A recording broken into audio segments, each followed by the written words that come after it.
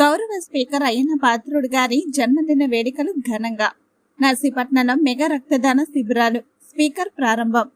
ఘనంగా గౌరవ స్పీకర్ చింతకాయల అయ్యన్న పాత్రుడు గారి జన్మదిన వేడుకలు నర్సీపట్నం స్పీకర్ గారి నివాసంలో గురువారం ఉదయం నిర్వహించబడ్డాయి.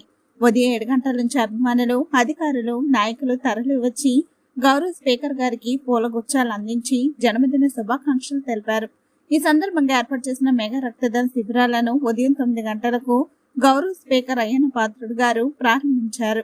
సెంట్రల్ ఆక్సిజన్ పనుల ప్రారంభానికి కొబ్బరికాయ కొట్టి శుభారంభం చేశారు. రక్తదానం చేసిన వారికి అభినందనలు తెలుపుతూ వారితో ఫోటోలు దిగారు. అనంతరం నర్సీపట్నం ప్రభుత్వ ఆసుపత్రిలో నిర్వహించిన కేక్ కటింగ్ కార్యక్రమంలో పాల్గొన్నారు.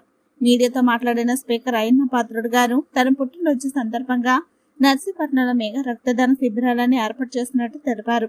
నర్సీపట్నం ఎన్టీఆర్ ప్రభుత్వ ఆసుపత్రిలో ఎన్టీఆర్ బ్లడ్ బ్యాంక్, విశాఖపట్నం నర్సీపట్నం ప్రభుత్వ ఆసుపత్రి బ్లడ్ బ్యాంక్, అలాగే ప్రైవేట్ బ్లడ్ బ్యాంక్ వారు శిబిరాలను ఏర్పాటు చేశారని తెలిపారు.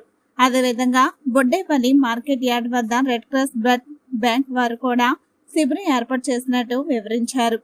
ప్రభుత్వ సహకారం, జిల్లా కలెక్టర్ గారి సహకారంతో నర్సీపట్నం ఎన్టీఆర్ ప్రభుత్వ ఆసుపత్రి అభివృద్ధికి 47 లక్షల రూపాయలు, రూరల్ మరియు మండలాల అభివృద్ధికి 72,50,000 రూపాయల నిధులు మంజూరయ్యాయని తెలిపారు.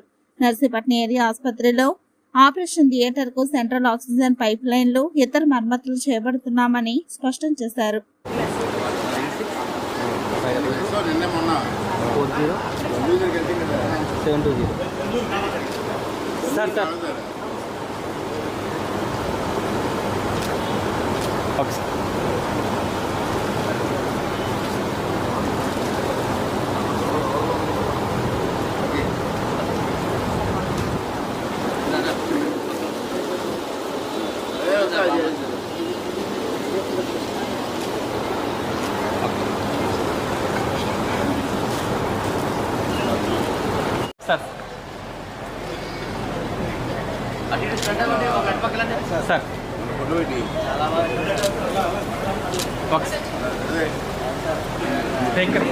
Speaker conference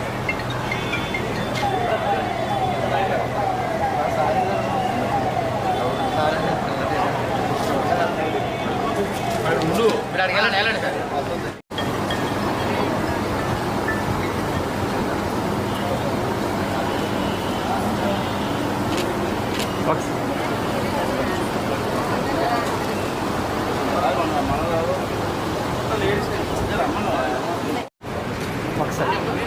okay sir. Sir నేను ఫోన్లో చేస్తాను సార్, మీరు ఫోన్లో దిగండి పంపిస్తాను. అమ్మ మేడం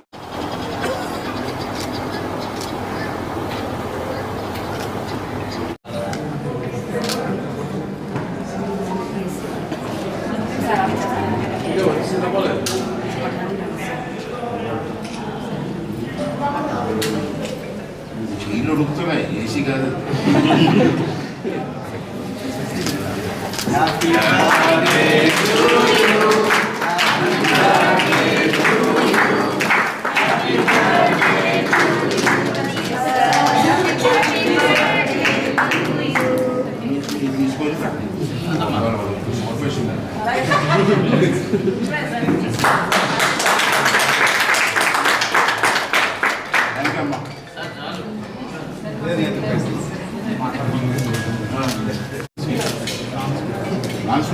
తీసుకొని థ్యాంక్ ఏంటంటే కింగ్లోనే కూడా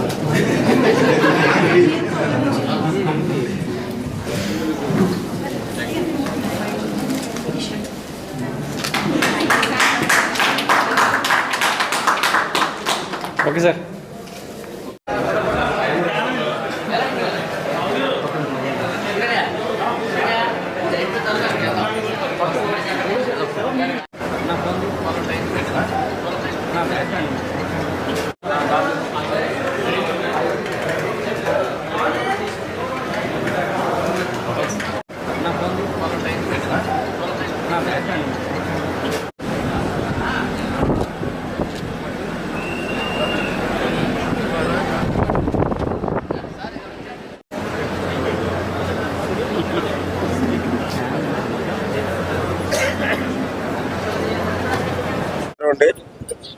మరి ఈరోజు మీ అందరికీ తెలిసిన విషయమే, సెప్టెంబర్ 4వ తారీఖు నా పుట్టినరోజు సందర్భంగా ప్రతి సంవత్సరం కూడా రక్తదానం చేస్తున్నారు మన నియోజకవర్గంలో ప్రజలందరూ కలిసి. చాలా వరకు లాస్ట్ ఇయర్ చేయలేకపోయాం మనం, అంతేదంటే అప్పుడు వరదలు అయ్యి వచ్చి ఆ కారణంతో చేయలేకపోయాం. ఆ చెయ్యిపోవడం వల్ల లాస్ట్ ఇయర్ చాలామంది రక్తం లేక చాలామంది ఇబ్బంది పడ్డారు. డెలివరీస్ టైంలో కానీ యాక్సిడెంట్లో కానీ రక్తం సరిగ్గా సప్లై అవ్వలేదు. అంటే ఈ సంవత్సరం మళ్ళీ మన నాయకులందరూ కలిసి రక్తదాన శిబిరం పెట్టాలని చెప్పి నిర్ణయం తీసుకోవడం జరిగింది. మీ అందరికీ తెలుసు, పుట్టినరోజు నాకు ఇంపార్టెంట్ కాదు, చాలా పుట్టినరోజు చేసుకున్నాను పుట్టిన తర్వాత. ఈ పుట్టినరోజు మాత్రం ఇంపార్టెంట్ కాదు నాకు. ఈ పుట్టినరోజు నాడు బ్లడ్ క్యాంప్ చేయాలని చెప్పి స్ట్రాంగ్గా నిర్ణయం తీసుకోవడం జరిగింది. అంటే అందరూ అన్ని గ్రామ నాయకులతో మాట్లాడి వాళ్ళకి పెట్టాం. ఇవాళ చాలా స్పందన, ఎప్పుడు ఇన్ని సంవత్సరాలు ఎప్పుడు లేని స్పందన ఈవేళ పెట్టాం. ఇవాళ 4 బ్లడ్ బ్యాంక్ పెట్టాం. ఒకటేమో మార్కెట్ యార్డ్ బొడ్డుపల్లిలో ఒకటి పెట్టాం, అక్కడ రన్ అవుతుంది ఆల్రెడీ. ఇక్కడేమో నర్సీపట్నంలో ఎవరు తగ్గింది, ఇక్కడ ఎన్టీఆర్ బ్లడ్ బ్యాంక్ ఒకటి తీసుకొచ్చాం, అది కూడా పైన అవుతుంది. ఇక్కడ నర్సీపట్నంలో ప్రైవేట్ బ్లడ్ బ్యాంక్ ఉంది, ఆ కుర్రవాళ్ళు కూడా పిలిచి అడిగాను కొంచెం హెల్ప్ చేయాలంటే వాళ్ళు కూడా హెల్ప్ చేస్తారు ఇవాళ. అది కాకుండా మన హాస్పిటల్కి సొంతంగా బ్లడ్ బ్యాంక్ ఉంది.